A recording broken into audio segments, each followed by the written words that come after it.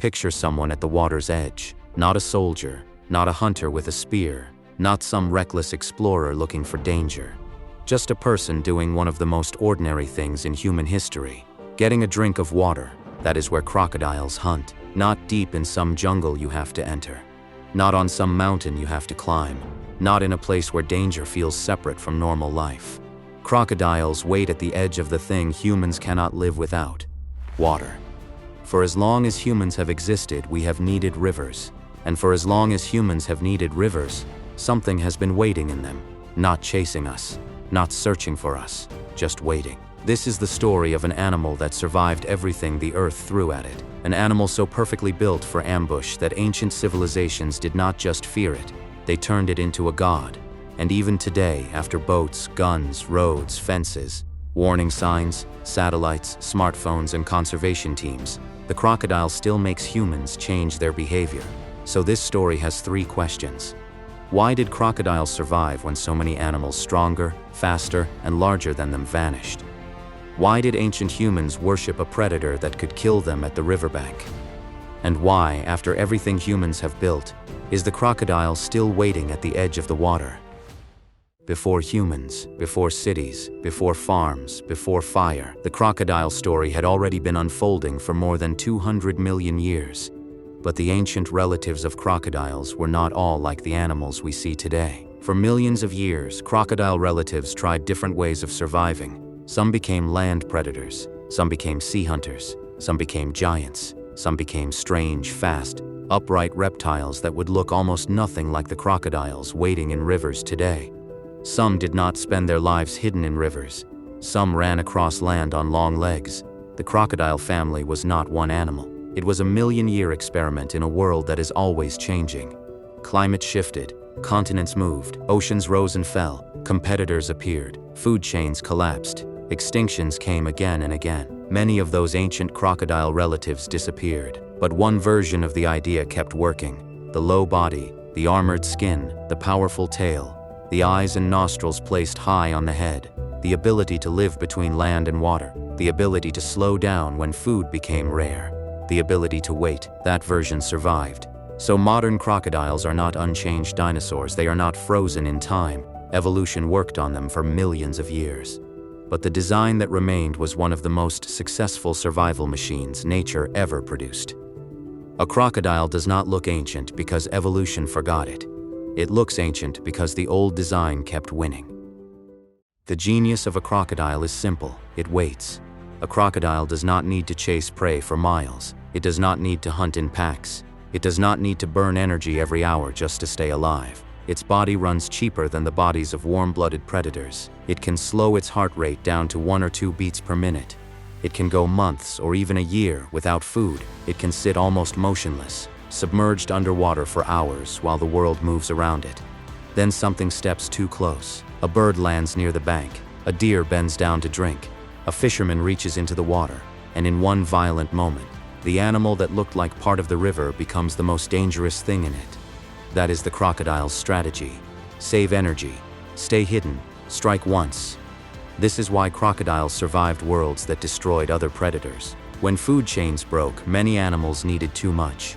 They needed constant meals, constant movement, constant success. Crocodiles could wait out disaster. They survived not because they were always stronger. They survived because they could afford to do nothing. Patience sounds peaceful. In a crocodile, patience is a weapon. Then humans arrived at the river. Humans could avoid many predators by staying away from certain places. They could avoid caves, forests, tall grass, or dangerous hunting grounds, but they could not avoid water. Water was not optional. Rivers gave humans fish, drinking water, fertile soil, clay, reeds, transportation, trade, and crops. The first great civilizations rose beside rivers because rivers made civilization possible. The Nile, the Tigris and Euphrates, the Indus, the Yellow River. Humans did not build beside rivers because rivers were safe. They built beside rivers because rivers were necessary. And in many parts of the world, crocodiles were already there. That is what makes the crocodile different from many other predators. Humans did not have to go looking for it. They met it in the places they needed most. At the edge of the same water that made farms, villages, and cities possible. so crocodiles became part of the geography of civilization. A danger built into the river itself, not a monster humans could avoid by staying away from wild places. A predator woven into the most essential place humans had ever found. You cannot build a wall around a river, so some civilizations tried something else entirely. They made the crocodile sacred. His name was Sobek. Picture a temple near the Nile. Stone columns rising from the heat, incense in the air, the sound of the river moving outside, and somewhere inside the temple complex, a pool. In that pool, living crocodiles, fed by priests, watched over, treated not as curiosities but as living vessels of divine power. To modern eyes, this can seem impossible to understand. Why would people worship an animal that could kill them? But the Egyptians did not worship the crocodile because they misunderstood it. They worshipped it because they understood the river. Sobek was often shown as a crocodile, or as a man with the head of a crocodile. He was connected to the Nile, fertility, strength, protection, and the dangerous power of water. That combination only seems strange if you separate the river from the animal. Ancient Egyptians could not do that. The Nile was Egypt's lifeline. Its floods brought fertile soil to the river's edges. Its water fed crops, its banks supported villages, animals, temples, and cities. Egypt rose because the river made life possible in a dry land. But the Nile was never just gentle. The river could flood too much or too little. It could bring hunger or abundance. It could carry boats, bodies, trade, disease, fish, and predators. And among those predators, the crocodile became the living symbol of the river's double nature. The Nile gave life. The Nile took life. The crocodile was the Nile made flesh. Life and death sharing the same waterline. Fertility and violence in the same body. In some temples, sacred crocodiles were kept in pools. They were fed, cared for, and treated as living connections to Sobek. After death, crocodiles could even be mummified and offered to the god. That is not just strange religion. That is a civilization trying to explain the bargain it made with nature. The same water that fed Egypt could also destroy it. The same river that made civilization possible could hide teeth below the surface. So Sobek was not just a crocodile god. He was the most honest thing Egypt could say about the Nile. Respect the water. Respect what lives inside it. Because civilization may rise on the riverbank, but the river still belongs to older things. For most of human history, the answer to dangerous animals was simple. Kill them. Push them back, take the land.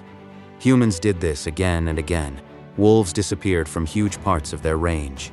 Lions vanished from places where they once lived. Bears were pushed into smaller and smaller corners of the map. When humans wanted land, predators usually lost. And crocodiles lost ground too. They were hunted for their skins, they were killed out of fear. Their eggs were taken. Their wetlands were drained. Their rivers were changed by dams, farms, roads, and cities. For a while it looked like humans might do to crocodiles what we had done to so many other predators. Not tame them, not partner with them, just remove them. But crocodiles kept surviving, because the river kept going. You could kill crocodiles in one stretch of water, but the next stretch remained. You could drain one wetland, but another survived downstream. You could build a dock, a farm, or a city on the bank, but the bank still met the water. And humans still had to go there. That is why the ancient tension never fully disappeared. From 2011 to 2020, researchers recorded more than 3,600 crocodilian attacks worldwide. More than 1,700 of those attacks were fatal. That means, on average, the world recorded roughly one crocodilian attack every day, and roughly one recorded death every 2 days.